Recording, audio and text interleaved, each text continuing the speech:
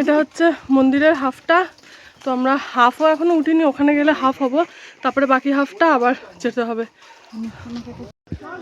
দেখো এখান থেকেই কত বড় বড় রক্সগুলো, আর এখান থেকে আমাদের এখন ওপরে চড়াই করতে হবে। এই ভর দুপুরে ভাবছি কী করে চড়াই করব। আই থিঙ্ক ওয়েদারটা মেঘলা আছে, অতটা অসুবিধা হবে না, আকাশে মেঘও জমেছে প্রচুর, কিন্তু দেখেই তো ভাই ভয় লাগছে। ঠান্ডা ঠান্ডা পানি, আমার মেয়ের ড্রেস চেঞ্জ হয়ে গেছে, স্নান করে দিয়েছিলাম মাঝখানে।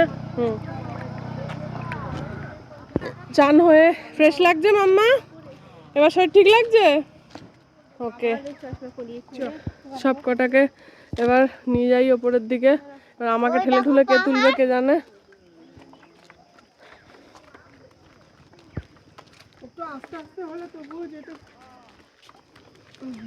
এখানে আবার ফটো তোলাতুলি শুরু হয়ে গেছে সব কটার। আমার এখানে তো আসা হয় মেন উদ্দেশ্য ফটো তোলারই জন্য, আমি ভিডিও করছি আর ওরা ফটো তুলছে।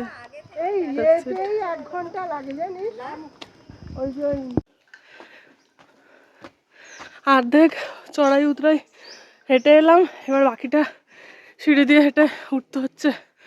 ওরে বাবারে হাঁপিয়ে গেলাম এখনো তো কত সিঁড়ি বাকি। ওপরে গিয়ে ওরা অলরেডি রেস্ট নিচ্ছে আর আমরা এখানেই হাঁপাচ্ছি। ও ভাই রে, এইসব ট্রেকিং মেকিং আমাদের জন্য নয়। এই যে বসে পড়েছে ওরে, কিন্তু এখনই রোদটা উঠতে হলো, এতক্ষণ কি সুন্দর চাওয়া ছিল, এখনই রোদ উঠতে হলো। দিদিরা বলছে চলে যাবো, এত কষ্ট করে এত দূর জার্নি করে এসেছি চলে যাওয়ার জন্য, ওই জন্য বসে বসে হলেও যাবো। ও পুলিশ সাথে আগে ভাগেই এসে এখানে রেস্ট নিচ্ছিল, এখন মনে হয় বাকি খাবার খেতে পারবে না, ওই জন্য আমার দিতে এসছে।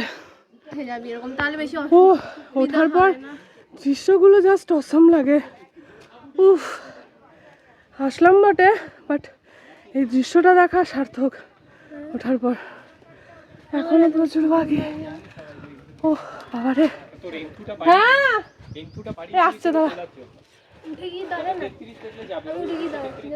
ওকে। What a view guys! Oh यार हवा শুনো, এইটাই হচ্ছে ও তো এতটা উঁচুতে আসার সার্থকতা। এই যে মন্দির চলে এসছে ওপরে, আমরা লাস্ট স্টেজে চলে এসেছি, এরপর একটু রেস্ট নিয়ে নিচে নামবো। এই হচ্ছে মন্দিরের ভেতরটা, এইটাই দেখার জন্য আমরা এত কষ্ট করে এত ঘুরতে এলাম। ঠিক আছে,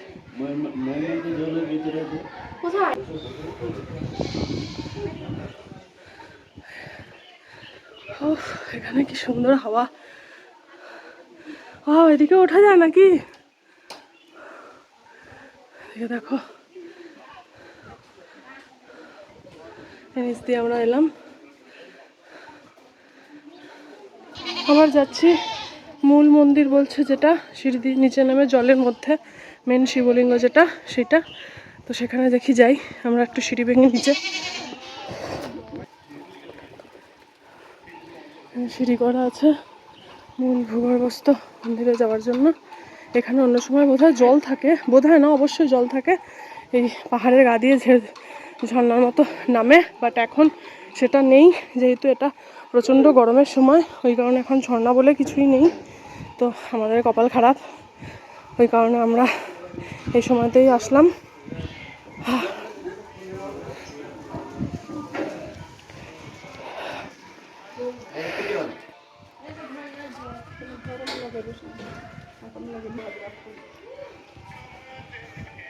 এখানে ঝর্ণার জল বেরোয়, কিন্তু এখন কিছুই বেরোচ্ছে না, শুধু শুকনো।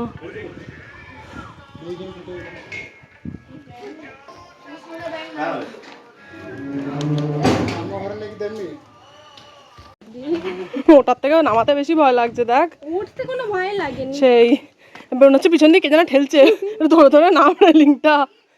হ্যাঁ এই তো এটা উঠলে একটুখানি, এই তো এরাও চলে এসছে থাকতে না পেরে। কিন্তু জল নেই কিছু না। দুঃখের বিষয়।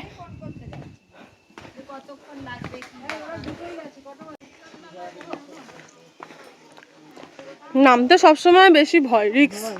যদি একটু এধার থেকে ধরা ব্যাস হয়ে গেল।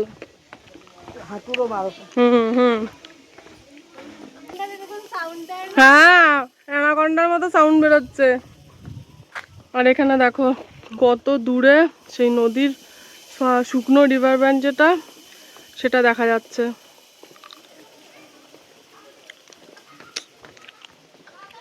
মাম্মা আগে এগিয়ে গেল, আমার পরে এসে বোনও এগিয়ে গেল, এবার আমি যাই।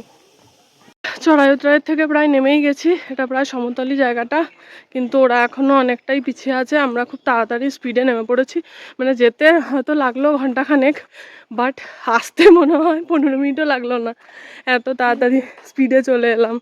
ওই কারণে আমাদের আসা কারোরই অতটা কষ্ট হয় না, খালি সিঁড়ি দিয়ে নামার সময় আসাটা একটু রিস্ক, ব্যাস এইটুকুই।